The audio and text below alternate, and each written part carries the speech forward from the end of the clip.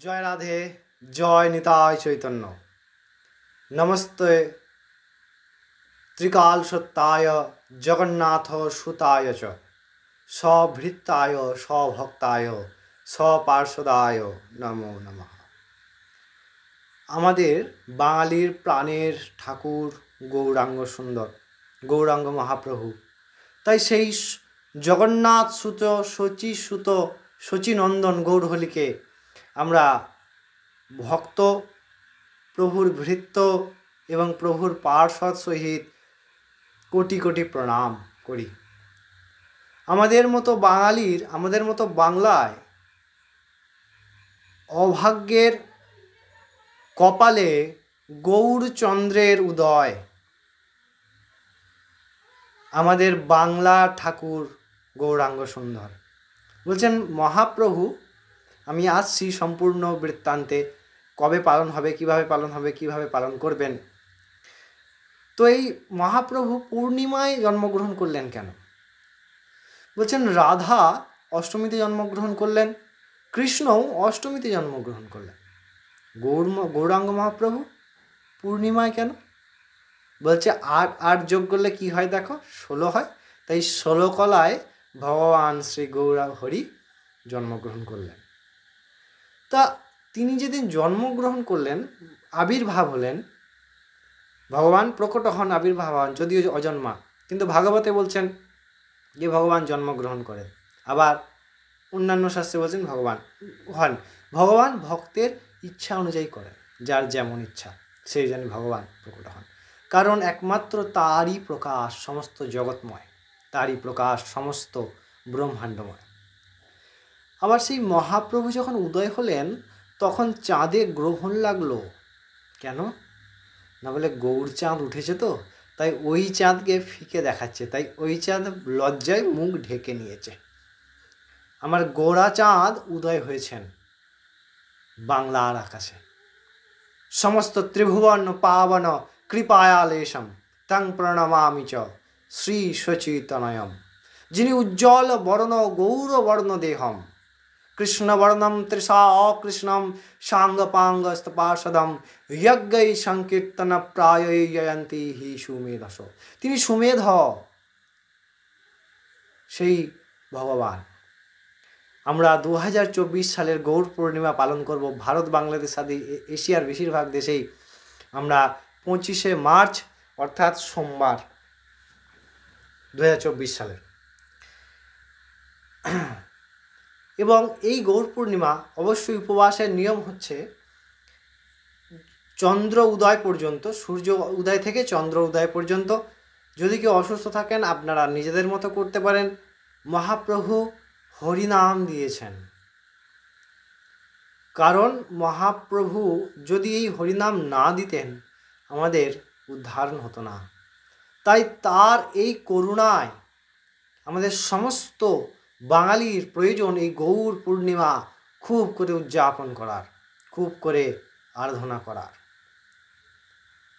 যখন কলির প্রকাশ, ভগবান গীতায় বললেন যদা যদা হি ধর্মস্য গ্লানির্ভবতি ভারত অভ্যুত্থানম অধর্মস্য তদাত্মানম সৃজাম্যহম। যখনই ধর্মের গ্লানি প্রবেশ করে তখনই আমি অবতীর্ণ হই। তিনি পূর্ণভাবে আবির্ভূত হলেন, জন্মগ্রহণ করলেন, প্রকট হলেন। বলছেন জন্মের সময়ে বিশেষত্ব কি হয়েছে? বলছে সিংহ রাশি এবং সিংহ লগ্ন, সেরা নদিয়ার চৈতন্য সেই সিংহের অবতার, সিংহ বীর্য, সিংহ গ্রীব, সিংহের হুঙ্কার। সেই সিংহ বসুক সবার হৃদয় কন্দরে। এই হৃদয়ে ভগবান মহাপ্রভু সাক্ষাৎ প্রকটিত হন, তার নাম প্রকটিত হোক, তার কৃপা প্রকটিত হোক। যদি মহাপ্রভু না আসতেন আমরা হয়তো কোনোদিন উদ্ধার হওয়ার পথ খুঁজে পেতাম না।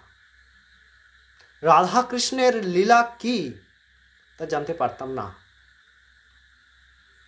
গোবিন্দের গো আর রাধারানীর রা, গোরা গোরা গোরা গোরা গৌরাঙ্গ হে, অদ্বৈতের প্রাণধন গৌরাঙ্গ হে, আমার নিত্যানন্দের প্রাণপ্রিয় গৌরাঙ্গ হে। সেই শচী গর্ভ সিন্ধু হরিন্দু ভগবান মহাপ্রভু যখন প্রকট হচ্ছেন, চন্দ্রে গ্রহণ লেগেছে, সমস্ত পরিবেশ সুন্দর, যেন বসন্ত বিরাজ করছে। ফাল্গুন মাস, এমনিতেই ফাল্গুন পূর্ণিমা, বসন্ত। এই বসন্তে সমস্ত প্রকৃতি সেই পরমাত্মাকে আবাহন করাচ্ছেন, অভিষেক করছেন। শচীর গর্ভ সার্থক করে শচীর গর্ভে মহাপ্রভু জন্মগ্রহণ করলেন, অবতীর্ণ হলেন, প্রকট হলেন।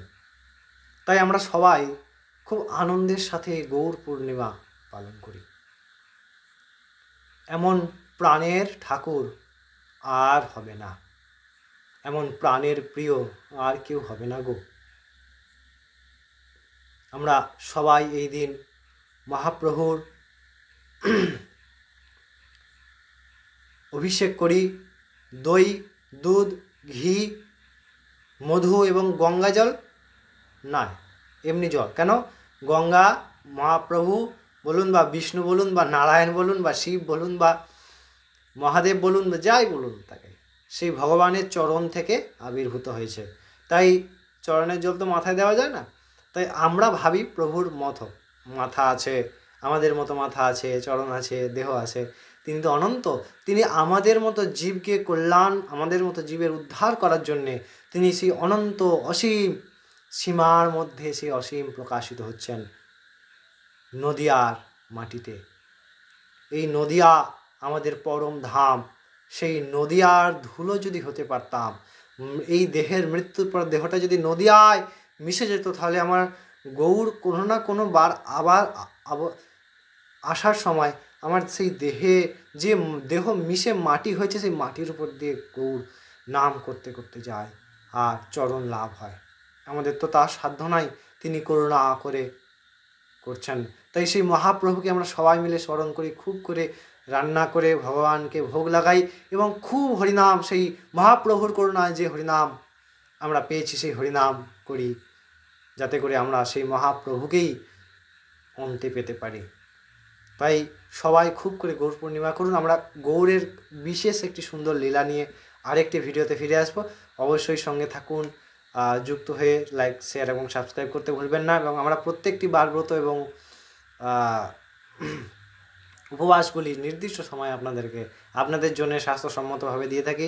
অবশ্যই সঙ্গে জুড়ে থাকুন এবং সেই করুণা সিন্ধু গৌর হরি আমার পরম আরাধ্য তাই চৈতন্য মহাপ্রভুর কৃপায় আপনারা অনেক ভালো থাকুন, সুস্থ থাকুন।